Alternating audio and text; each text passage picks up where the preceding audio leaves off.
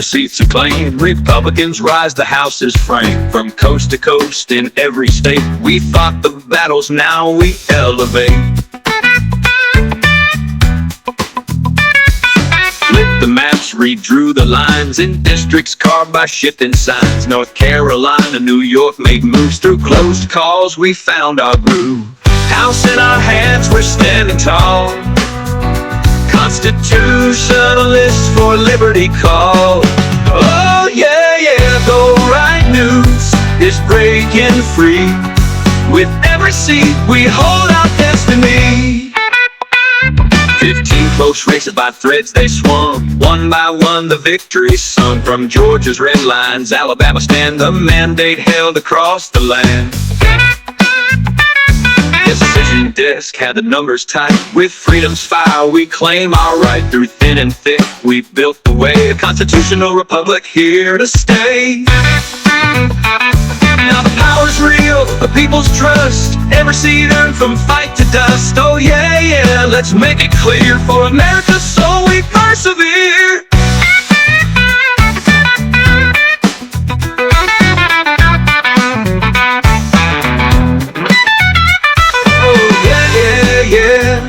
The lines were drawn, the battle on. Victory's rhythm keeps us strong. Redistricting turned the tables round. Through shifting courts our voice was found. Now every seat, every vote in place, guided by liberty's steady pace. With Go Right News and a nation's pride, we're constitutionalists side by side. For every voice that speaks to be free, we hold the house for democracy. House in our hands, the path is wide. With honor and strength, we turn the tide. Oh yeah, for all to see, guardians of our legacy.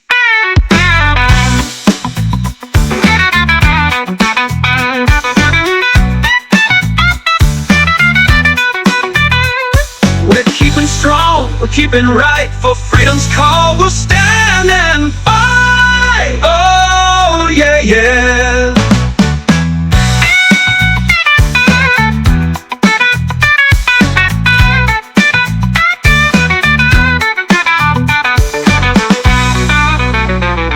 We're keeping strong, we're keeping right. For freedom's call we'll stand and fight. Oh yeah, yeah.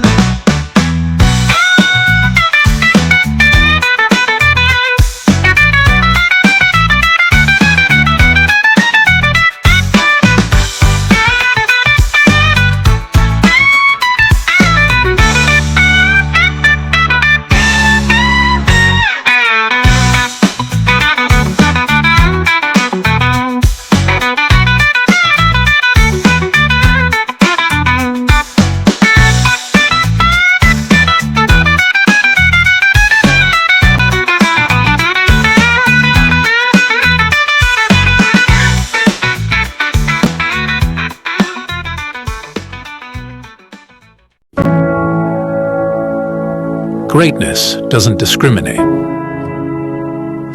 It doesn't see where you're from, what you look like, or who you know. Greatness is for those who work for it, for those who keep moving forward. Greatness is for anyone willing to fight for it.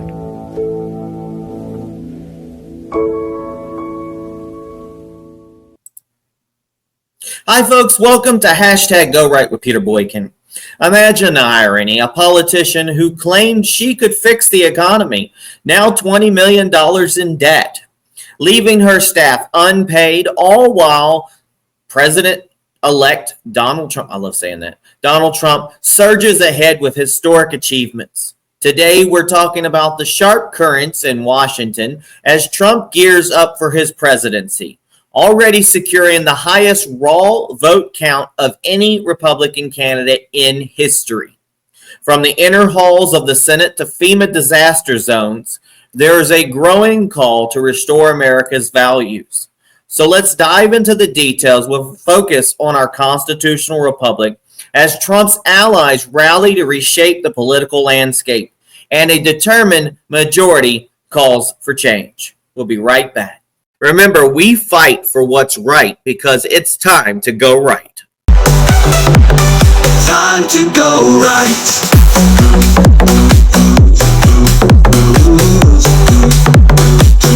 Time to go right.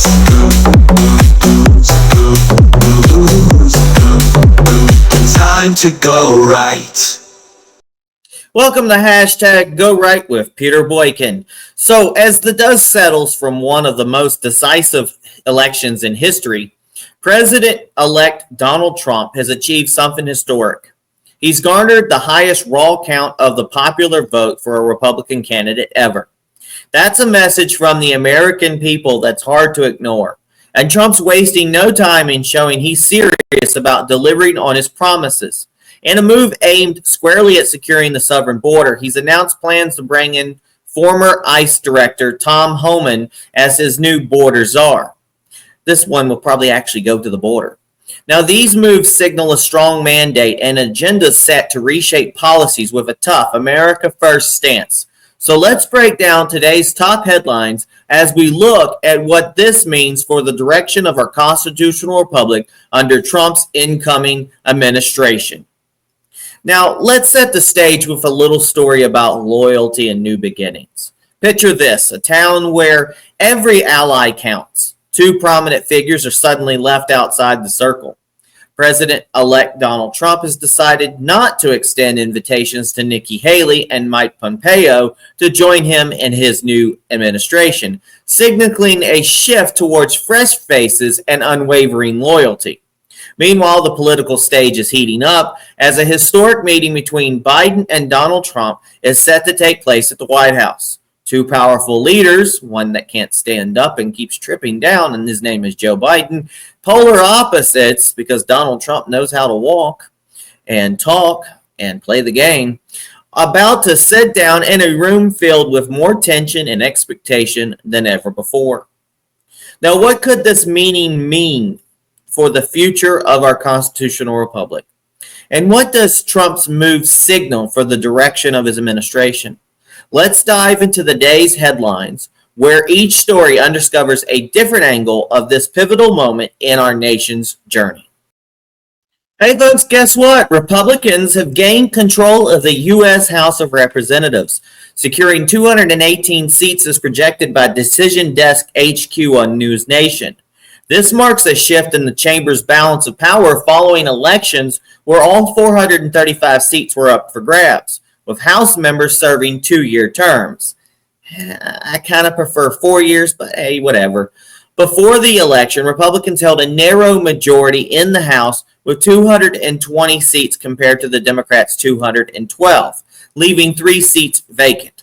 While taking the House, Republicans now have full control of Congress and the White House, and looks like the Senate as well, which positions the GOP to more effectively pursue its legislative agenda.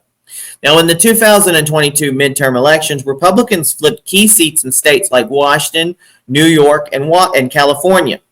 When many of these races were tight, with 15 races decided by less than a 2% margin.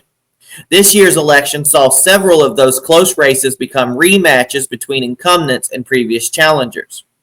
Now, redistricting played a significant role in the election's competitiveness. 5 states adjusted their district lines since the last midterm, with Alabama, Louisiana, and Georgia requiring to redraw maps by federal mandate under the Voting Rights Act of 1965. Meanwhile, here in North Carolina and in New York, they redrew their lines due to state court rulings. And here in North Carolina, we won big, at least on the federal level. We'll be right back. President Trump taking immediate action, speaking with leaders across the globe in the 24 hours after he secured victory. So what will foreign policy look like under President Trump's leadership? Well, former GOP congressman and New York gubernatorial candidate Lee Zeldin joins us now with more. Lee, thanks for being here. In a second term here, what does a Trump foreign policy look like?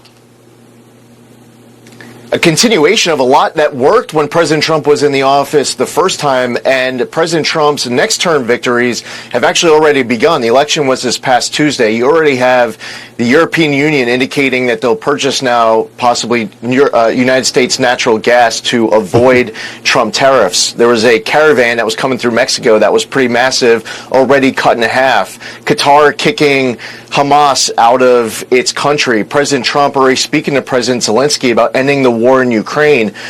That bit that you just played from President Trump on election night is exactly a peace through strength model that worked, of ending foreign wars instead of starting new ones, about having a military that was focused on being America's defenders instead of a woke social experiment, and understanding that we need to treat friends as friends and adversaries as adversaries as abroad, and never sending our troops into harm's way where they're set up to fail.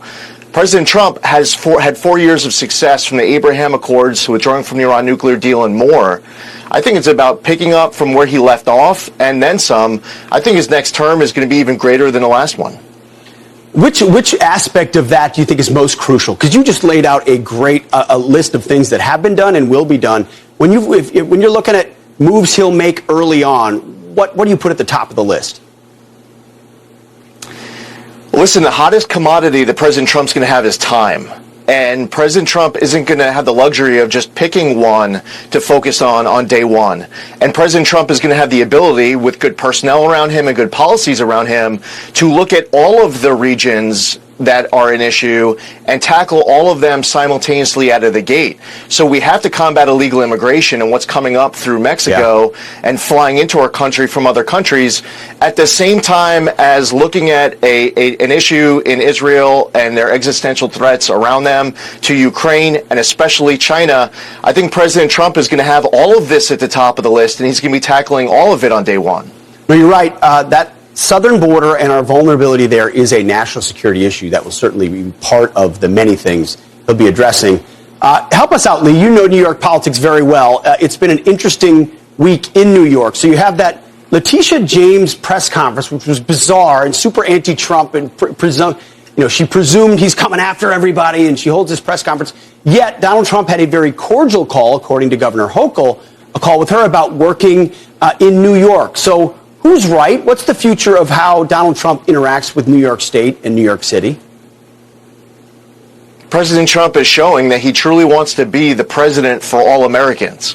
And it doesn't matter whether or not you're from a blue state, a red state, a purple state. And inside of that state, you don't have to be a Republican or Democrat. Now, Kathy Hochul in 22 called on Donald Trump and Lee Zeldin to leave New York. Yeah. Just a couple weeks ago, she was saying that if you don't vote Democrat, if you vote for President Trump, that you're anti-American. That's not stopping President Trump from wanting to be a president for all Americans. So this is about the people of New York. This isn't about a clash of partisanship through parties. President Trump is making it clear to blue state governors out there and blue city mayors out there that he wants to be able to work with everybody in order to deliver for all Americans. I absolutely love it. And it's truly the leadership that we needed for unity that President Biden spoke about on his inauguration and gave up on the next day. Yeah, they speak about it all the time, and then they never really follow through. And what they've missed about Trump from the beginning is he actually is a businessman who wants to make things better and is willing to work with people, even if they've dissed him and disagree with him, as you point out. Kathy Hochul has been no fan of Donald Trump or Lee Zeldin. But, Lee, you gave it a heck of a run, and we hope you do again. It's great to see you, Lee. Thank you. So Senate leadership election is coming up real soon, and McConnell is pushing back. We talked about this before, but it's very important and dated because this election's coming up very soon. The latest battle for Senate leadership is heating up, with Senator Mitch McConnell, a figure some see as out of touch with the America's First movement, has orchestrated an accelerated vote for Republican Senate Majority Leader.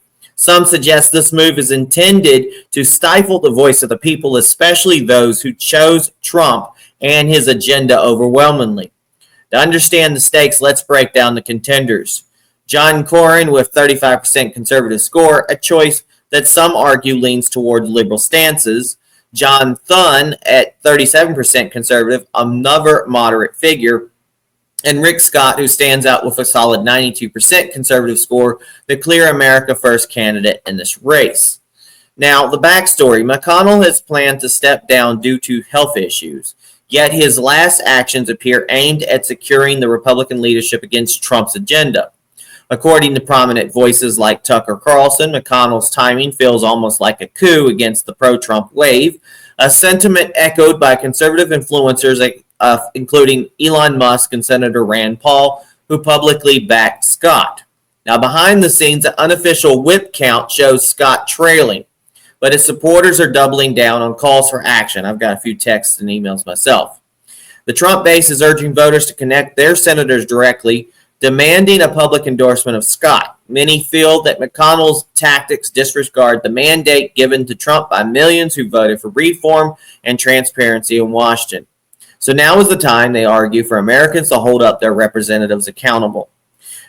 We do have a Twitter link on the website at gorightnews.com with the senators' plans and how they're going to vote. We are urging people to call your senator today, demand they publicly endorse Senator Rick Scott. Tell them anything short of a public endorsement will be assumed to be a vote for one or the other two. Now, I don't know a lot about these three individuals.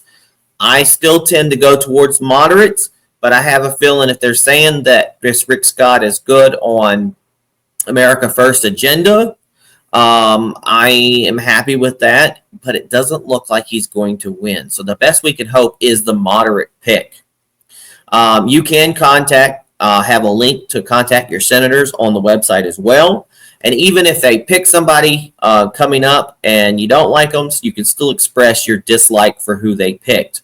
A GOP Senate source has leaked the internal whip count for the leadership vote, and the final votes will be on a secret ballot. But here's the race as it stands now. Cornyn 18, Scott 11, and Thun 24. And with Thun being the 37% conservative moderate figure, as long as he's going with America First, then I don't really have too much of a problem with it. If you're asking about, like, say, North Carolina, we have Ted Budd. Ted Budd has picked Cornyn, and we have Tom Tillis, and he's picked Thun. So either one here has picked Scott. And again, there's a long list of who voted for who on GoRightNews.com. We'll be right back. What will we do with this moment? How will we be remembered? Look at the opportunities before us.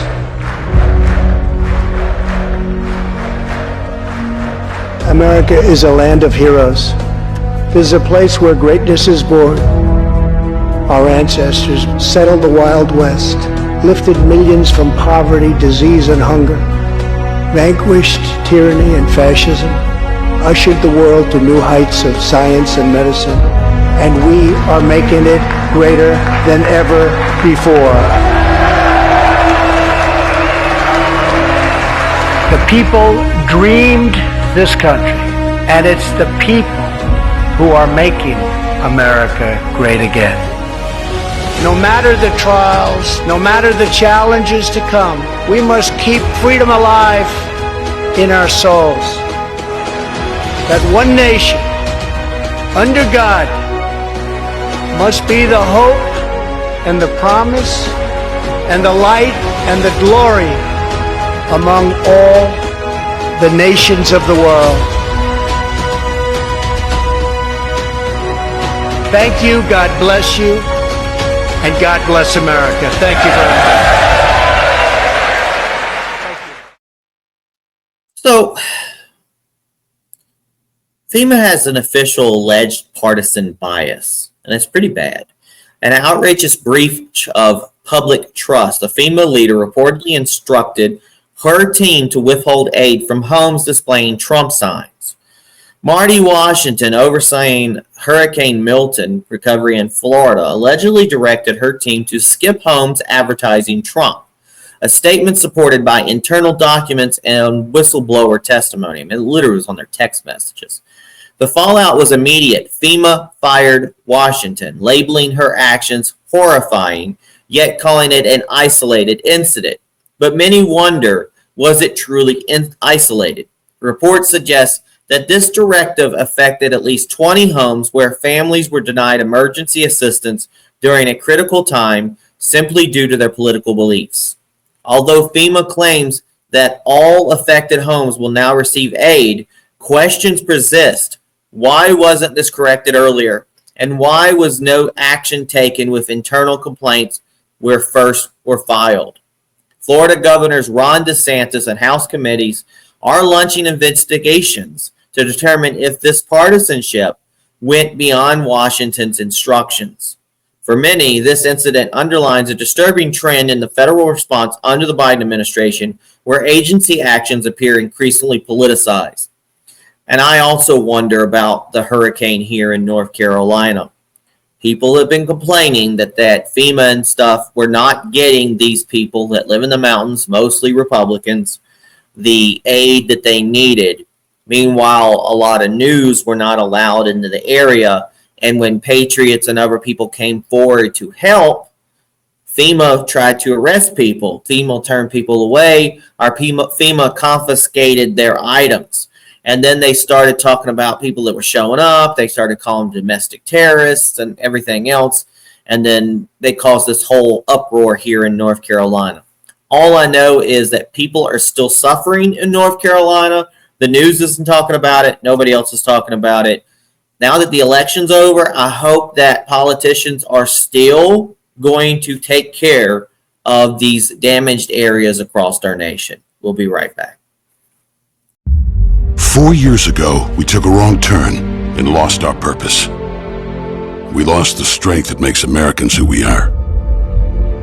If we dared to speak the truth, it was called hate speech, and our values were labeled shameful. That's when everything we care about fell apart. We surrendered our borders, our paychecks, and our courage. Our patriotism was called toxic. Men could beat up women and win medals, but there was no prize for the guy who got up every day to do his job. Now we're being asked to settle for the way things are. And we're wondering if America can make a comeback. We can, because we've done it before. When we get knocked down, we don't stay down, we get up again. We fight, we fight, we fight. I'm Donald J. Trump, and I approve this message. There's some Iranian-linked assassination plot against Donald Trump. In another alarming development, 3 individuals have been charged in a plot linked to Iranian operatives aimed at assassinating President Donald Trump. You know, what's scary is 2 of those people are national American citizens, but they're also Jewish Americans. That's kind of scary, working for Iran of all places. Online threats against Donald Trump are becoming more frequent and explicit, with users calling for extreme actions against the newly elected president.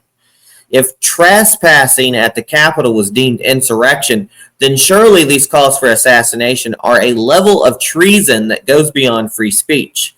The severity of these statements cannot be overlooked, especially considering the Capitol incident's label as a domestic terror event. Moreover, the emotional toll of Trump's presidency seems to be affecting vulnerable groups. Hotlines for LGBTQ plus youth, more of the leftist brainwash type, are reportedly overwhelmed with calls, with reports of teenagers forming suicide pacts out of fear-driven misinformation. And many believe that Democrats' rhetoric about Trump and GOP has contributed to this emotional crisis, further proving the need for leadership that can bring back balance and stability. And we've already had people committing suicide. We had a man that killed his family, his wife, his ex, his kids, himself, because Donald Trump won. I don't understand the ironic nature of this, is that you're so worried that Donald Trump is going to change things. He's going to round us up. He's going to kill people, et cetera, that you would kill yourself. I don't understand that. As we joke about, and we're going to joke because people freaking out and stuff like that. I mean, you did try to assassinate our president multiple times. You still are calling for the assassination of Donald Trump. So there's always going to be that little division.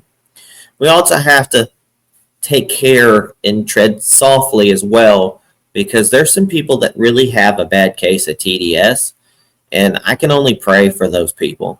And that's the reason why we'll be doing podcasts soon, hopefully live every week, to talk about critical issues and what's been going on, and we'll bring people on and we'll try to help people as much as possible. I've already had a lot of people reach out to me. All right, we'll be right back with the hashtag GoRightRecap. Thanks for tuning in, and don't forget to share and like this podcast and follow.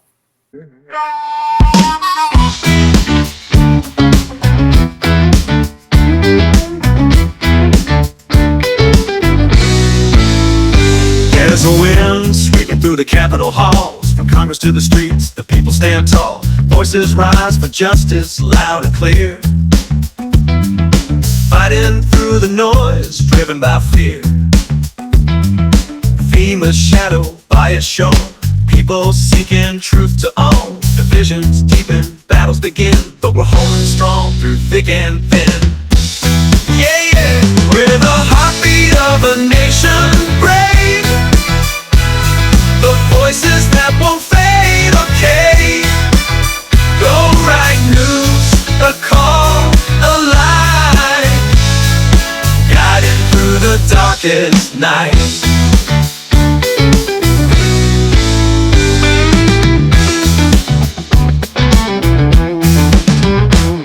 It's more than politics, it's about what's fair. Americans longing for leaders who care. Constitutionalists rising proud, bringing hope in a world so loud.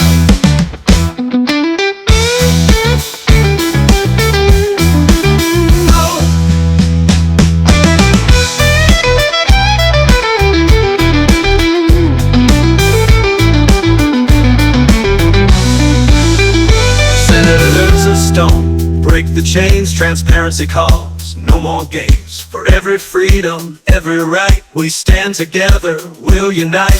Coast to coast, stakes run high, the people's voice won't be denied. We're bound by freedom, tied by truth, defending dreams, old and new. With every step, we're making waves for a land of the free and the home of the brave. From every city, every town, we'll hold the line, won't back down. With Go Right News and voices true, fighting for the red, white, and blue.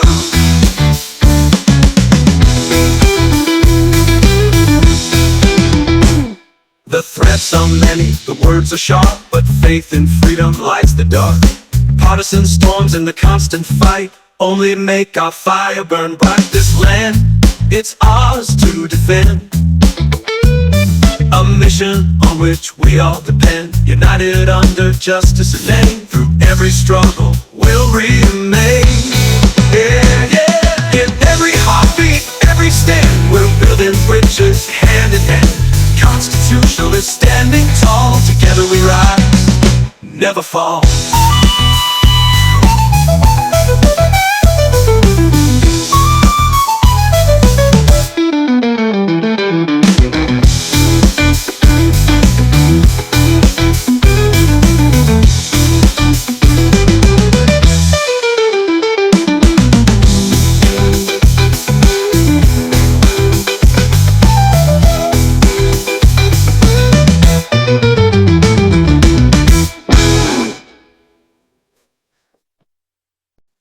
Welcome back to the hashtag Go Right Recap. In a country craving reform, from the halls of Congress to the actions of federal agencies, there's a new sense of urgency. Americans are making their voices heard, calling for transparency and true representation in the Senate. FEMA's shocking actions reflect the challenges we face in fighting biases, and the threats against Donald Trump underscore the divisions stoked by partisan rhetoric. At the end, folks, though, we now have the White House, we now have the House, and we have the Senate, as long as we can push back McConnell from doing something pretty bad before he steps down. Now, that's it for hashtag Go Right with Peter Boykin. Remember, stay informed and stay involved. Follow this podcast, like this podcast, share this podcast, communicate with us. Let us know what you got. If you've got really cool videos you'd like to see featured on this podcast or any information out there, let us know. You can visit thegorightnews.com for more updates. You can follow us on Rumble, Spreaker, Spotify, Apple, Amazon, YouTube, TikTok, Facebook, X, Twitter, and lots more. To support our mission, head over to gorightnews.com or peterboykin.com to donate, and let's continue to fight for our constitutional republic and protect the values that make America great. God bless everybody. Peace. Nothing worth doing ever came easy. Treat the word impossible as nothing more than motivation. Never, ever quit. Never quit. Adversity makes you stronger. Don't give in, don't back down, and never stop doing what you know is right. They want to take away my freedom because I will never let them take away your freedoms. They're not coming after me, they're coming after you, and I just happen to be standing in their way.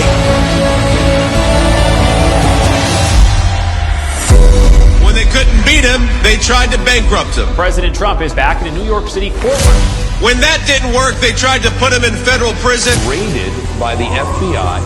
When that didn't work, they even tried to kill him. They just tried to kill President Trump. Donald Trump still stands, ready to fight, ready to win, and ready to make America great again.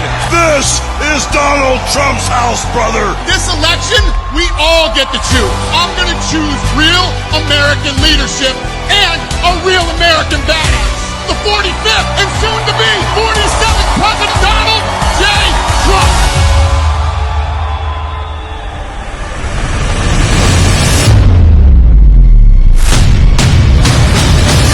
Starting on day one, we will defeat inflation quickly and we will make America affordable again. I will cut your energy costs in half. It's time for the working man and woman to finally catch a break. We are going to bring back the American dream bigger, better, and stronger than ever before. When I'm back in the White House, we will restore world peace, and it will be again peace through strength. I will launch the largest deportation program in American history, and we'll put these vicious and bloodthirsty criminals in jail or kick them the hell out of our country.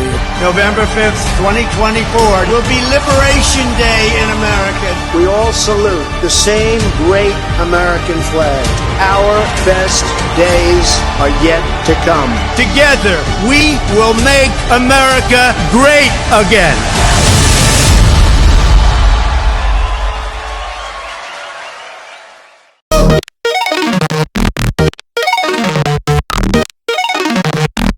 It's time to go right.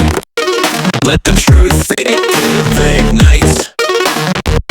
We're bringing right news into the light.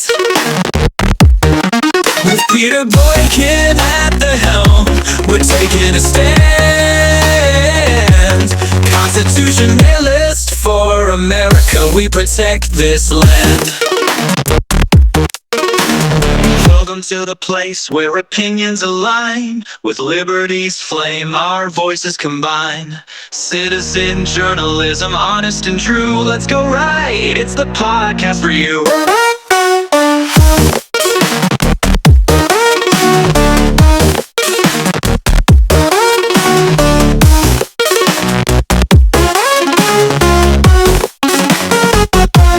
Welcome to the place where opinions align.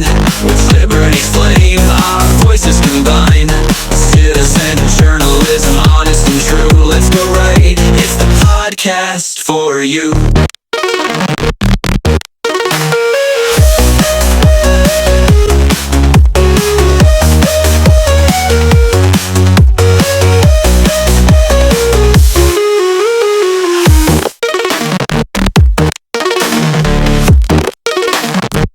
It's time to go right. Let the truth ignite. We're bringing right news into the light. With Peter Boykin at the helm, we're taking a stand. Constitutionalist for America, we protect this land. Welcome to the place where opinions align. With liberty's flame, our voices combine. Citizen journalism, honest and true. Let's go right, it's the podcast for you.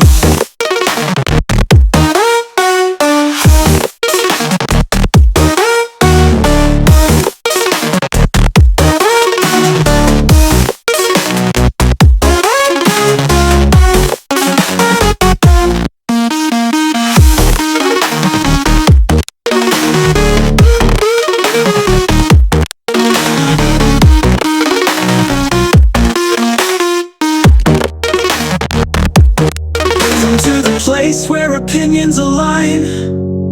With liberty's flame, our voices combine. Citizen journalism, honest and true. Let's go right, it's the podcast for you.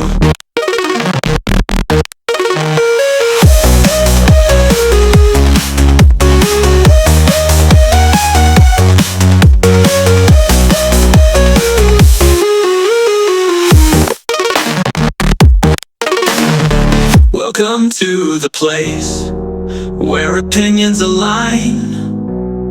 With liberty's flame, our voices combine. Citizen journalism, honest and true. Let's go right, it's the podcast for you.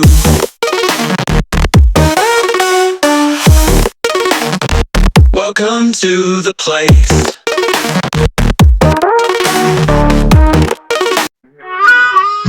The winds of change, they blew so strong as the House flipped the power right where it belongs. There's a wind sweeping through the Capitol halls. From Congress to the streets, the people stand tall. Voices rise for justice, loud and clear, fighting through the noise driven by fear. Was shadowed by a shown, people seeking truth to own. Divisions deepen, battles begin, but we're holding strong through thick and thin. Yeah, yeah. We're the heartbeat of a nation brave, the voices that won't fade decay. Go right news, a call of light, guiding through the darkest nights.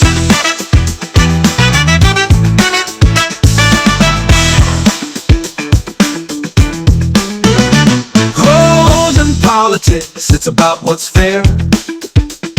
Americans longing for leaders who care.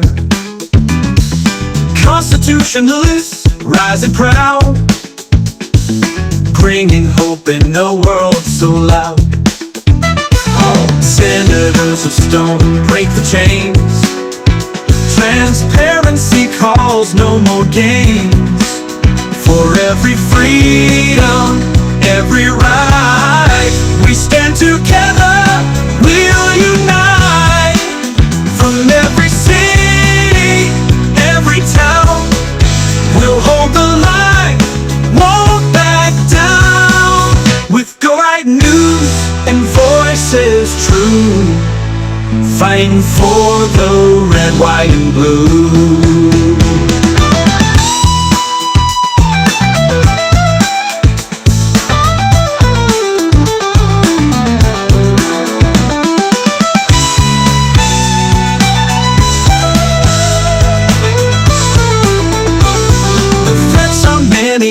Words are sharp, but faith in freedom lights the dark. Partisan storms and the constant fight only make our fire burn bright.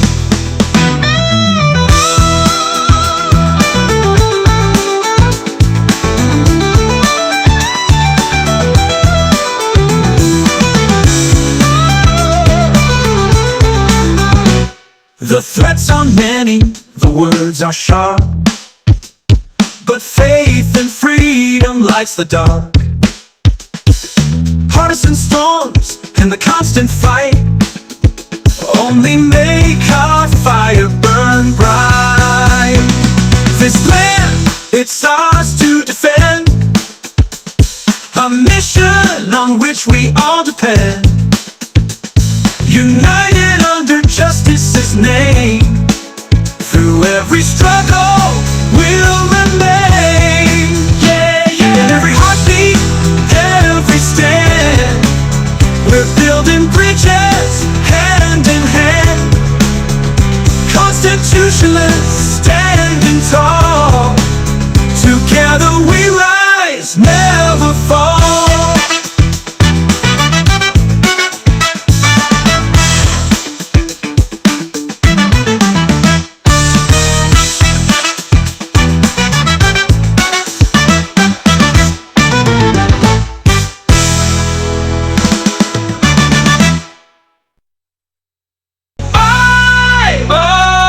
yeah, yeah.